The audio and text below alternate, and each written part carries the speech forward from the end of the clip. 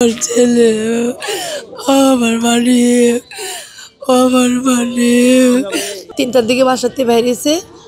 আমার মেয়ের কাছে ছিল, আমিও ছিলাম। তা আমাকে বাবু কই গেতেছ? মা রাস্তায় গেতেছি। তা আমি জলদি করে আয়া পড়ো। ওই বাইরনের ধরেন ঘন্টাখানি মধ্যে আমরা বারবারই ফোন দিছি ওরে। একবার জবাব দিছে, মা আইতাছি রাখো। আমাকে বাবা আয়া পড়ো, আইতাছি রাখো। আবার ফোন দিছি, রাখো আসি এদিকে আইতাছি। আবার ফোন দিছি, কইতাছে মা দুনিয়ার মানুষ অনেক খারাপ, দুনিয়াটা অনেক খারাপ। আমার মেয়ে ফোন দিছে, ওই যে এসি ফাঁড়ির ইনচার্জ আমার মেয়েরে বলতেছে, এটা আপনার কে? আপনি বলতেছে আপনি কে? আলা কয় কে? আমি সজীবের বন্ধু। তো বন্ধু আপনার নাম বলেন। আর হ্যাঁ বলতেছে আপনার ঠিকানা বলেন। আপনার ঠিকানা কি? আমরা স্থানীয় 17 নম্বর, আমার স্থানীয় আমার ভাইটা। পরে কয় তো সজীব কোথায়? সজীব আমার সাথে আছে। তো আপনি কোথায়? আমি বারাকের বাড়ির সামনে দৌড়ে গেলাম। সন্ধ্যার পরে, আজানের পরে দৌড়ে যাওয়ার পরে দিয়ে পুলিশ, আমি ওই জায়গায় গেছি দৌড়মেরা। পরে যা দিয়ে কি স্যার কইতেছে আপনার কি হয়? আমাকে আমার ছেলে। আপনার নাম কি? আমাকে আমার নাম নুন্নাহার। আপনার স্বামীর নাম কি? আমি কইছি তাজউদ্দিন। বাসার ঠিকানা 17 নম্বর। আপনার ছেলে সুসাইড করছে। আমার ছেলে তো ভালো হয়েছে, আমার ছেলে না হাইছে, রুটি খাইছে, খায়া বাইরে এসে আমি আইতাছি।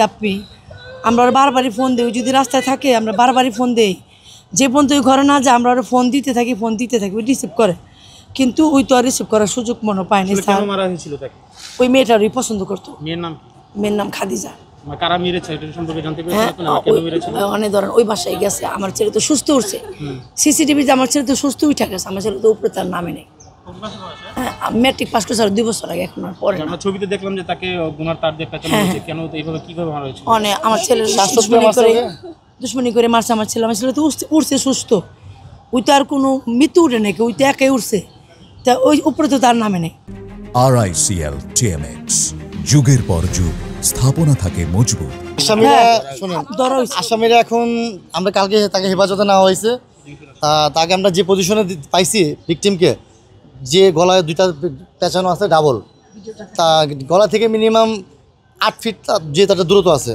তাকে একটা মানুষ মারার পরে যেন ঝুলানো যায়, কিছু হ্যাঙ্গিং করা যায়। তো আমরা ওইভাবে দেখছি তার হাতে ঘষা আছে।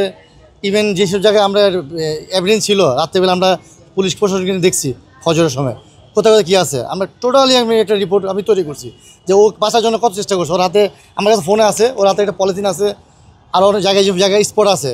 মানুষ মরার সময় একটা না কিছু রেখে যায়, ঠিক আছে না? স্পট সম্পূর্ণ আমার কাছে দেখছি। হ্যাঁ, ওরা এইভাবে মারা হয়েছে।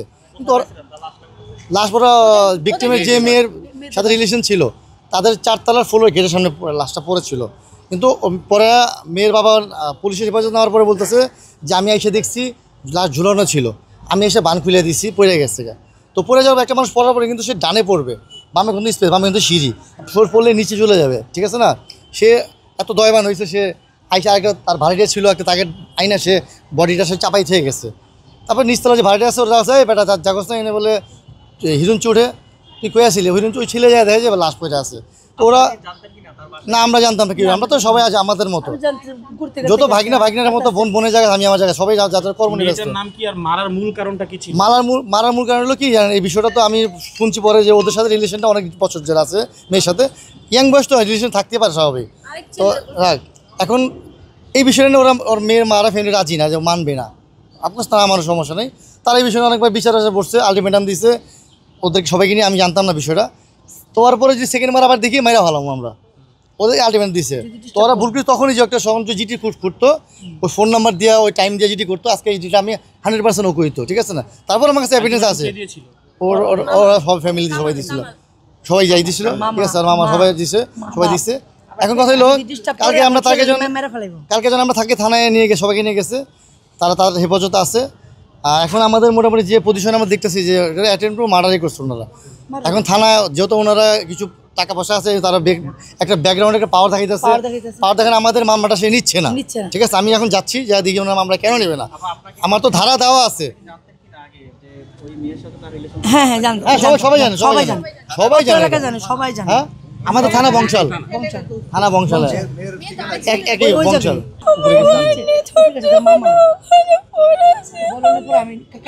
আমার ভাই সুস্থ, আমি ঘর থেকে বের হইছে নাস্তা করে, আর কিছুক্ষণের মধ্যে এই ঘটনাগুলো ঘটছে। সেই ঘটনাটা ওই মেয়ের বাড়িতেই হয়েছে। আমরা তো বলতে পারি না কে ওর এই কাজটা করছে, কিন্তু এটুকু বলতে পারি আমার ভাইকে হত্যা করা হয়েছে। আমার ভাইয়ের সুষ্ঠু বিচার চাই। তদন্ত বিচার চাই। এই ঘটনার সাথে যে বা যারা জড়িত তাদের প্রত্যেকের যাতে ন্যায় বিচার হয়।